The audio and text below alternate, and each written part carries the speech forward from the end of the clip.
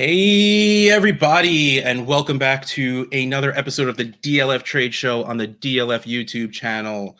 Russ Fisher, Dynasty Outhouse, Addison Hayes at AmazeHayes_, here with a down and dirty, multi-useful, I like this show. This was I was going to try and think of again, I should really just pop up thesaurus.com before we get started because I want to sometimes just go on for strings of adjectives, but my brain can only hold two at a time.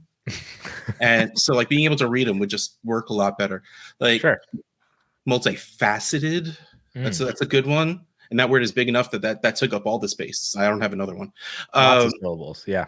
So this is a good one because, this is also a good one, assuming you play Superflex leagues, because that's where buying cheap quarterbacks really does come into play. Whew, so there, I gave that away. I'm glad when I said, hey, do you have any ideas? You said, yes. Bam. But I won't tell anybody that I'm still pulling these from topics that we did this time last year. Though we won't bring that up. I have topic ideas. Where would we be without us a year ago? No idea. For the past 4 shows, that's where we would be. Exactly. All right, so let's dive into this one. Cheap QBs to buy in a Superflex, and Derek Carr is the easy answer. He was the easy answer last year. He's moved on. He doesn't have Devontae Adams. He doesn't have 4 games worth of Darren Waller. He doesn't have Hunter Renfrow, which he chose not to use last year anyway. I mean, he now has Chris Olave. Juwan Johnson, man, who I think is going to be the real deal for that, mid-range tight end that you feel okay playing every week. I'm ready for that. He better be, because I have a whole lot of shares. And it's a team that has good enough players on offense, and grabbing A.T. Perry and grabbing Kendre Miller, I think, are the kinds of players that help Derek Carr. They're dump off or short ADOT kind of players where if Derek Carr ever does move on to a second read, which we know he's not the greatest at doing, but if he does, they'll be very close to him in easy throws. The first trade we have is 12-team Superflex, and it's Derek Carr and the 206 for the 109. Derek Carr coming in at 207, the 206. I love that we still have trades that haven't had their rookie drafts. The 206 coming in at 96 for a total of 303. And then 109 by itself is 215. In Superflex, you're hitting the 109. You're hitting that Quentin Johnston, maybe Kincaid is still there, Zay Flowers. If you want to be a little fancy, you go take Will Levis. I don't know why Will Levis is fancy in any way, shape, or form. I don't mind this trade. The 2-6 is maybe a little further back than I'd like, but the second round is filled with a lot of really good running back dart throws, and you're getting a quarterback. You'll know he's 32. It's still pretty young for a quarterback. He's in a pretty good situation with being no competition for quarterback. He's their starter. There's nothing he needs to worry about. And he has decent receiving options. And Chris Olave is very, very good. Juwan Johnson showed that he can be pretty good with Andy Dalton. And to be able to be pretty good with Andy Dalton means you should be good with Derek Carr. Mm-hmm. I mean, it's not the amount of upgrade I would have liked for Chris Olave, but it's still an upgrade. So I don't really mind this because you're already at the point where you're not quite dart throwing, because I think Johnston, Flowers, Kincaid are a little better than dart throws. So that's not quite the word, but you're outside of that top range odds that make you feel better about it. This isn't quite JSN Addison range. It's a little further than that. Mm-hmm. So if I can trade that pick and get a quarterback, I know I'm going to start probably the next 2 years and feel fine about it in my QB2 spot. And I still get a dart throw with the 206. I'm good with that. If you're doing this trade and Carr was your QB3, let's say you already have, 2 top 10 guys. You have a Hurts and Deshaun Watson combo. You don't have a QB3, and you want that QB3 for those bye weeks. Would you still do this to get Carr as your QB3? Or are you only doing this if you are needing a QB2? Yeah, that's a very fair question for how I framed the show was going to be, and then completely dropped that when I was evaluating the trade. I would absolutely do this for the QB2. QB3, it's hard for me to really say because I am not a 3 QB team superflex player. This feels like a lot for a QB3. I don't want to give up a first for a QB3. But again, I think the value is absolutely there. And if it takes that good QB3 to make you feel safe with your team, yeah, I think I still do it. I don't prefer it, but yeah, I think I still do this. Okay. Yeah, I'm the way I see it is if you're looking for a QB3, I want somebody cheaper. I want Mac Jones. I'll take the shot on Jordan Love. Yeah. I'd want, somebody who is literally just a fill-in. Derek Carr, I think you're doing this to buy Derek Carr as a QB2 and a solid QB2. I mean, since his rookie season back in 2014, so since then, he's had only one season outside the top 18. And in fact, broke his back. yeah, and 4 of those 7 seasons since were top 15 finishes.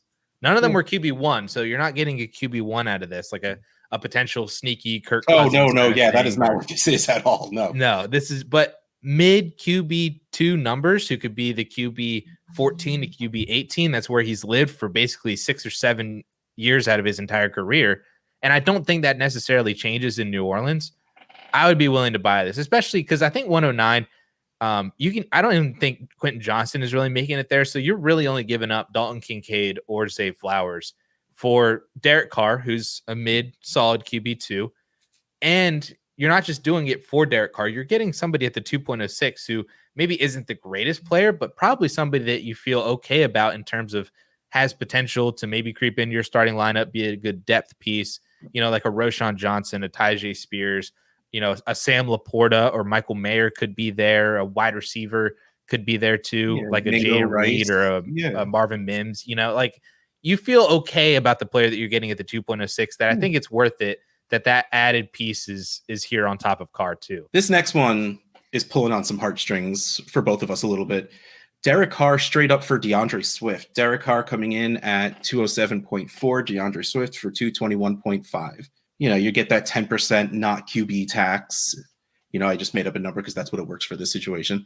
You always have to pay a tax if you're getting a quarterback and not sending one away. If I'm doing this specific trade, I'm doing it in the end of August. Like, this is a roster fixing. Like, how I always say, like, I play, you don't have to look, you don't care about your lineup. You're not setting it for a couple of months. So if you trade away a quarterback because you're getting so much value, it doesn't matter if you're getting one back and your QB2 spot's empty right now. Like, that's absolutely fine in my mind, in my playbook. I get that not everyone can play like that, whatever. So, like, this is me in August, like the end of August, like, all right, we're going to have to start setting lineups in like 2-3 weeks, and I only have one quarterback. All right, I'll give up DeAndre Swift to go get me that solid QB2 in Derek Carr. Right now, I'm probably not really doing this because playing safe in July seems silly. Like, yeah. What happens if in 2 weeks you get those videos of DeAndre Swift looking like he did out of Georgia and just like burning the defense in shorts? Like, and it doesn't matter that they're in shorts and not in pads of any sort whatsoever. Like, they're probably not even wearing socks. That's how much they don't care about what the players are wearing.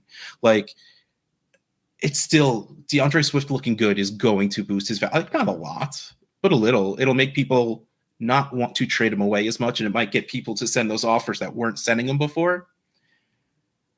So I'm willing to hold on to Swift for that. So, like, I get it. To me, I agree with the analyzer. This trade is even enough. It's fine.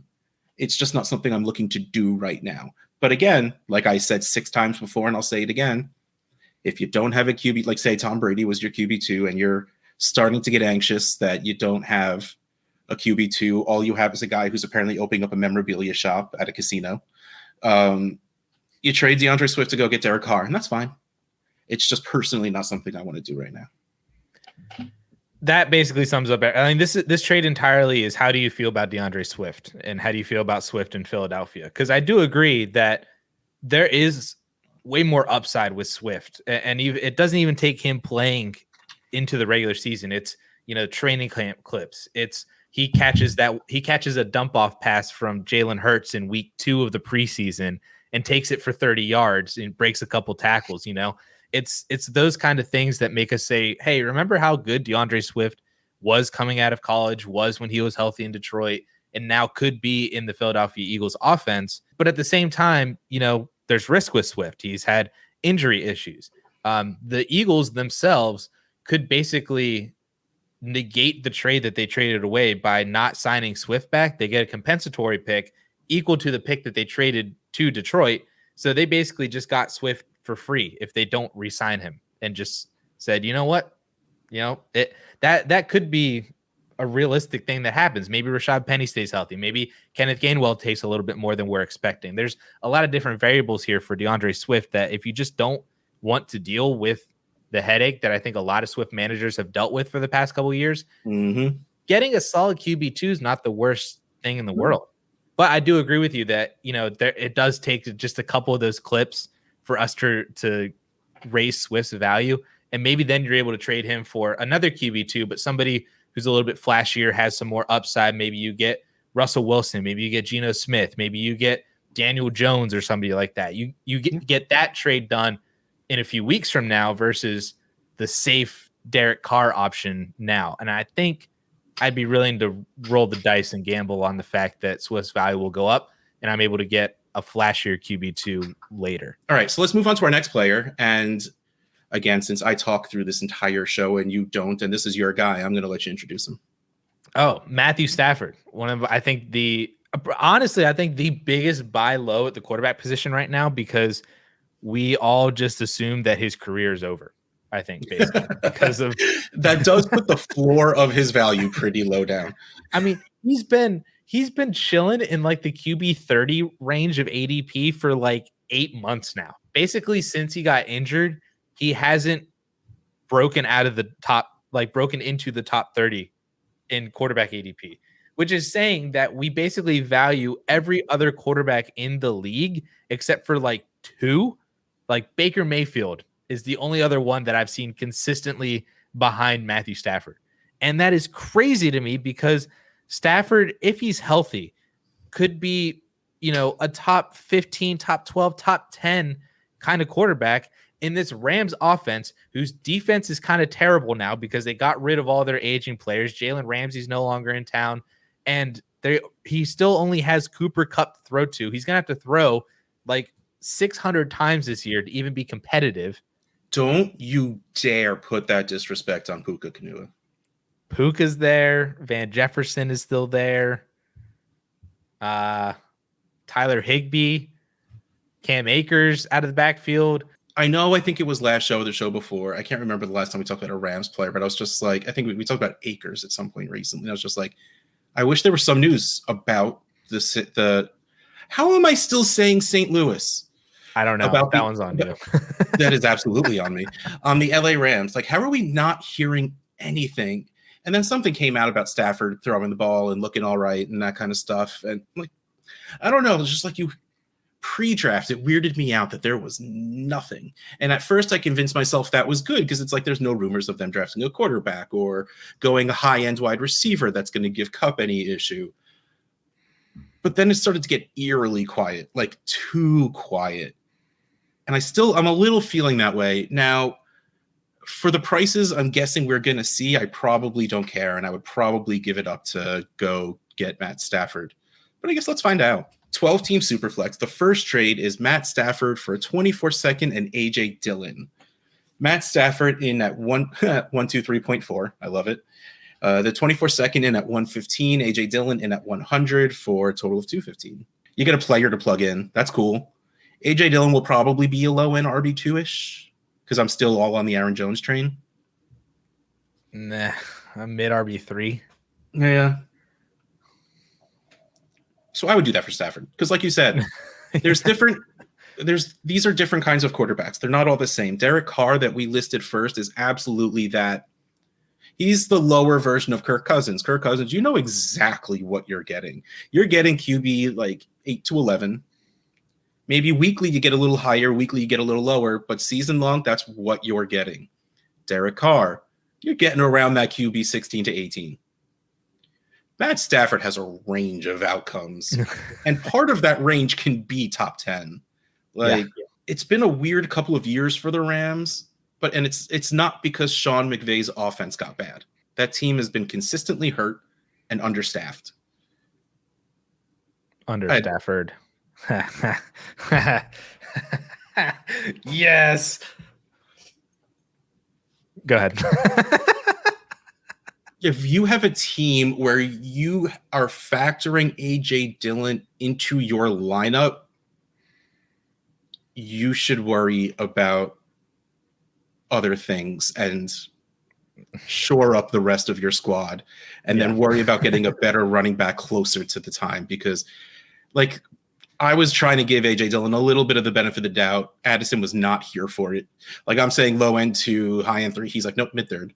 Like, I was never the biggest AJ Dillon fan, but the volume will be there because that offense is going to be strange at least for the beginning, when we don't know where Jordan Love is, what he is. We know where he is. Hopefully we know where he is.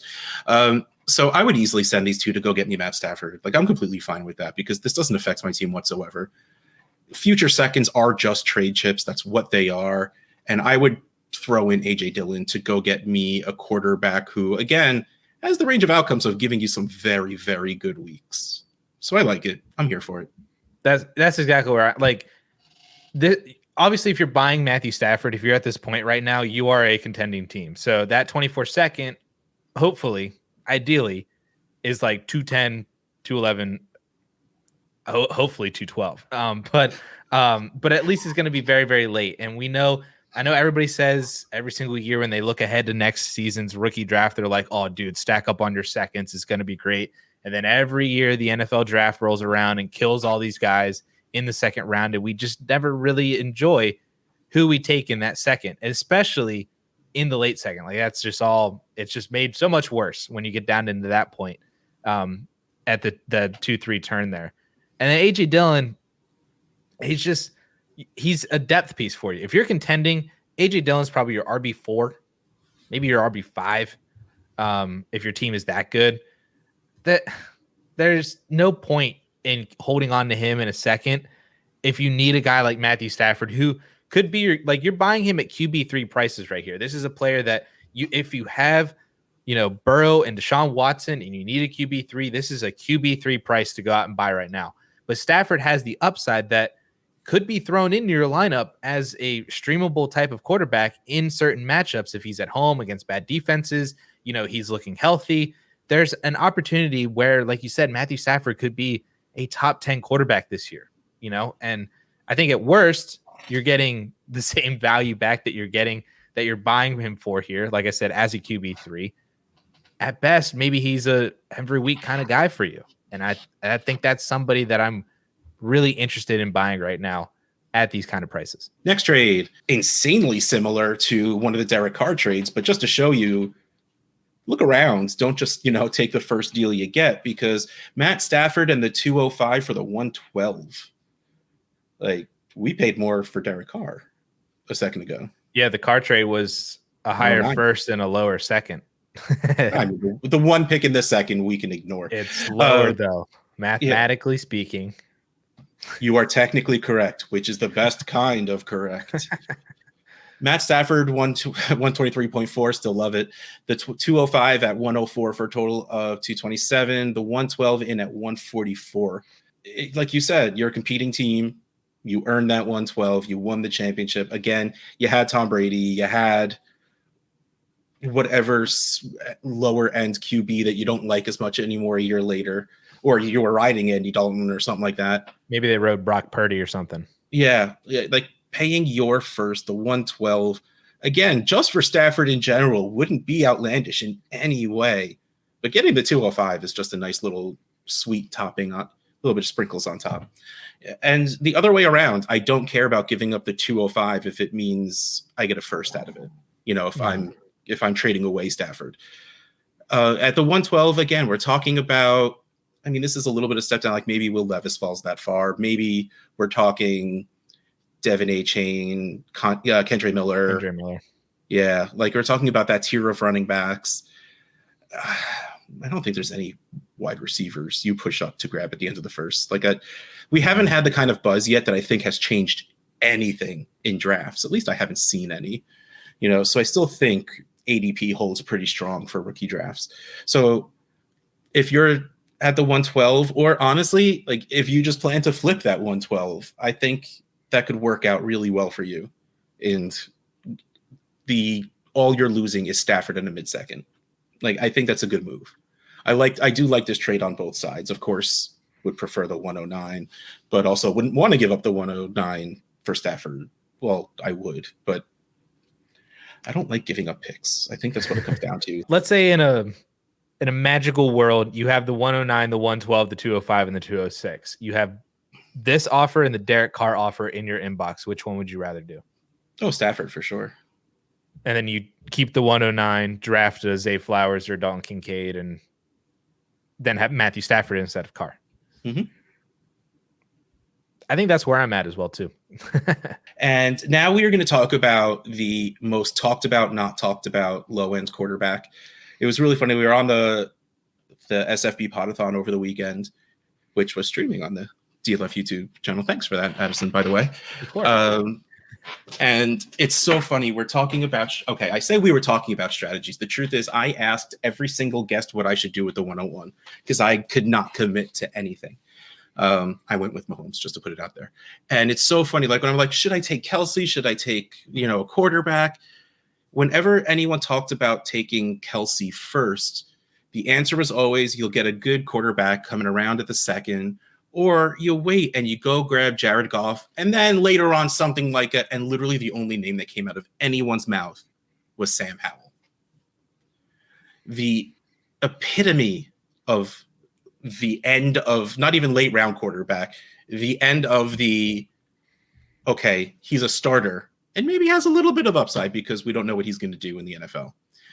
It's Sam Howell. He is that guy, in which case this is probably going to be a guy I would much rather have as my QB3 than a QB2. But again, me not being the kind of person that likes three quarterbacks, I do have him as my QB2 on one or two teams. What are your feelings on Howell? Like, are you on board with everything that I just said? Or are you just like, nah? I like Sam Howell. He was my QB1.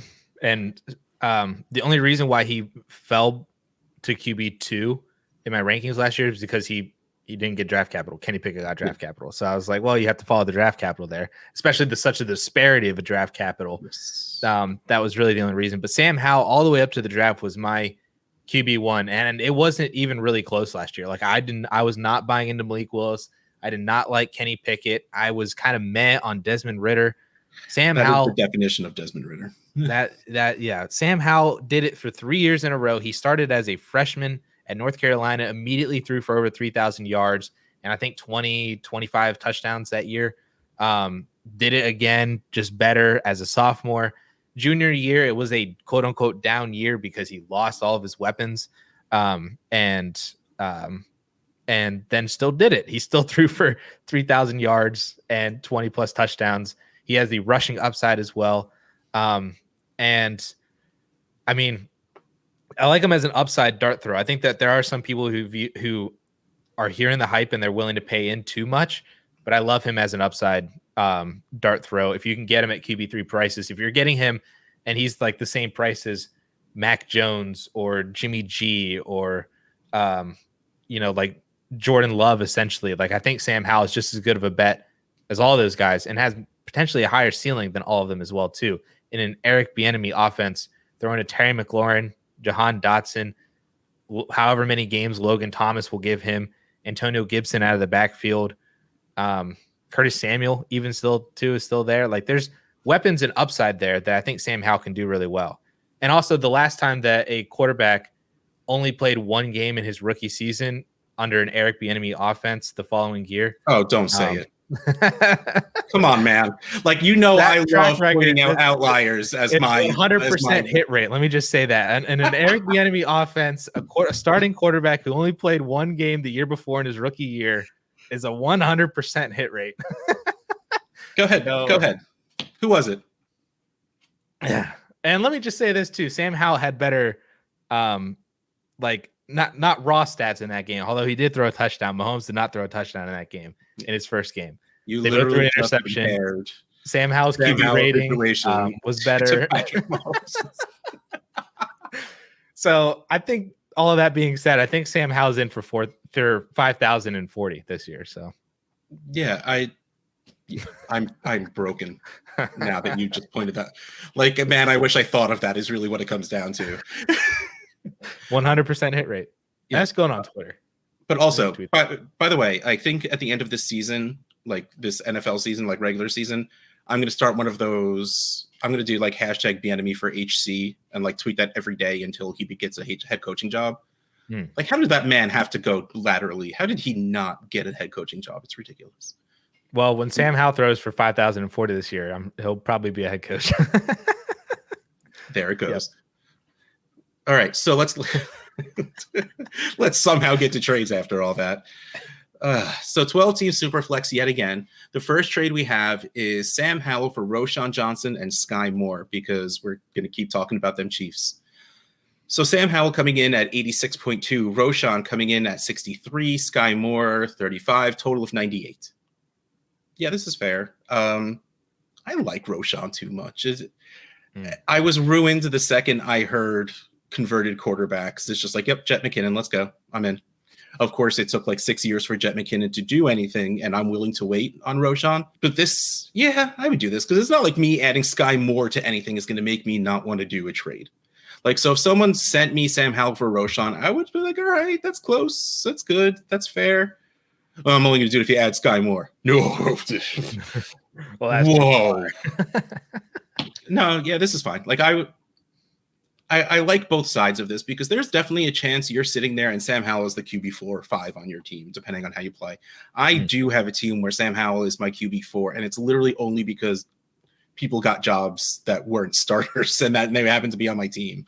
Like, or I drafted a rookie quarterback, like. So Sam Howell being my QB4, someone offers me Roschon, who I really, really like, and throws in a Sky Moore kicker. I probably take it. It's not the greatest of yields, but we're also not talking the greatest of costs. Like, Sam Howell, as much as I love him, as much as I want him to be a thing, he's not going to be a top 10 quarterback. Well, you didn't hear what I said, Russ, before we started. Fair enough. Very much fair. I guess I can't argue with the 100% statistics, so I am wrong.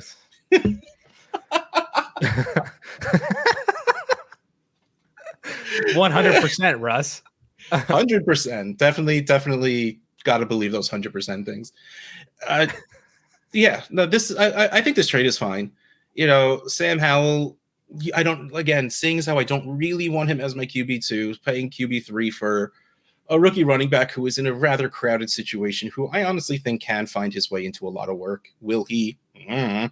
Will he this year? Sam Howell, is the starter. I think that's worth it right there in those words/gestures. Yeah, I think all three of these players are dart throws. It's just, where do you want to throw your dart, I guess. Because how darts work. Yeah, you throw them. I guess so. Which dartboard are you throwing them at? There you go. But so to me, the way I'm breaking this all down is, if they're all dart throws, it's which one is going to give me the highest return if they all hit, right? So like, if we assume that Howell hits, Roschon hits, and Sky Moore hit, which is definitely not going to be the case. I was about to say, now that would be impressive, by the way. That would be. But Roschon hits, what is he going to be? Like this year's Isaiah Pacheco, Dameon Pierce?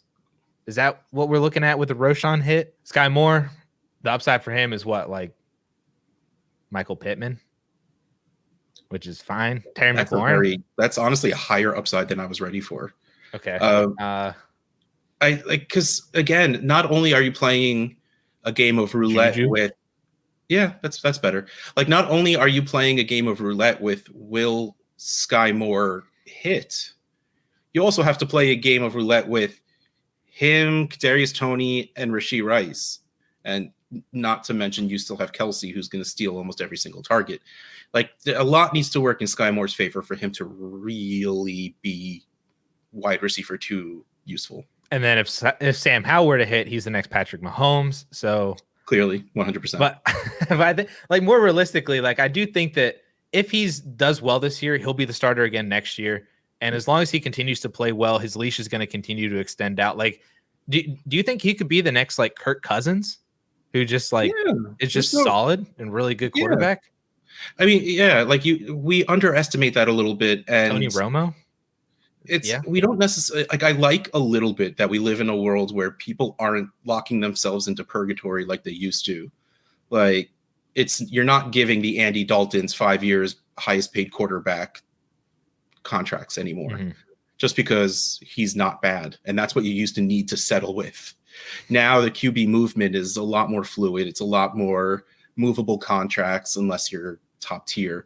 But yeah, there's no reason if Sam Howell does well, chances are he's safe until his contract year. Like that's like you said, like Cousins. And if it's his contract year and he's doing well, he'll get a starting job somewhere where they need a bridge, and maybe he just plays his way into a starter. Like again, and this isn't saying he needs to be great to do that. He needs to be good, and a team just has to happen to be winning. Yeah. So, and that's very reasonable. Like that's not super outlandish. And out of all that, I want the quarterback. So yeah, same. And in your most professional of ways, teasing this next trade, I loved it. You dropped his name before, and yet another Kansas City Chief, just because Addison just wanted to drive homes. His Mahomes comparison. Nice. Sam Howell straight up for Isaiah Pacheco. Sam Howell 86.2, Pacheco 109.7. Do you think Pacheco has a chance of being a top 10 to 15 running back? I feel better that they didn't bring anything in at running back, really, unless I'm missing something. Derek Prince was an undrafted guy that is getting a lot of buzz hype. They're calling him the next Isaiah Pacheco.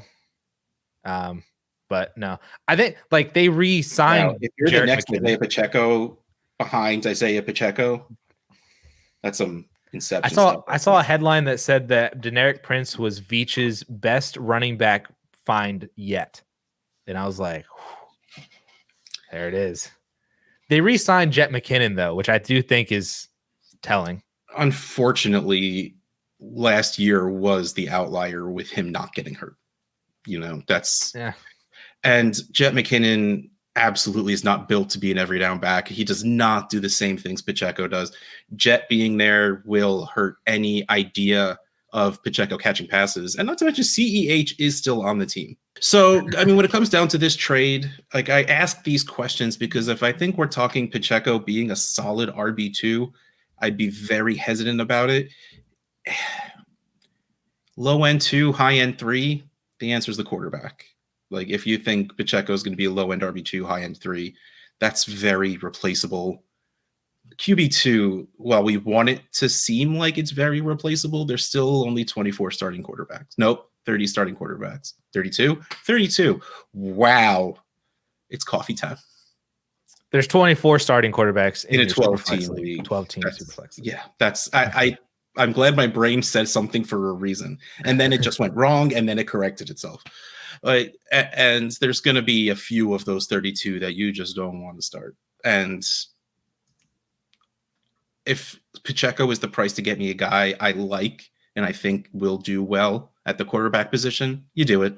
I think you do it. I would take Howell because I'm not a Pacheco guy. But I would be interested to see, like, if I had Pacheco, I'd be trying for Howell plus something, even if it was like a third that I could then use to trade to make a trade seem cooler later on down the road, or if it was like a handcuff running back that you still get somebody at the position that if an injury were to happen, you get Isaiah Pacheco level production during those weeks, like a Jalen Warren or whoever that handcuff ends up being. I would be trying that first. I feel like you could probably get that done. I think. But if you didn't, I would still take Sam Howell in this because I think the upside's greater. And I think he has a better opportunity of being the starter next year as well, too.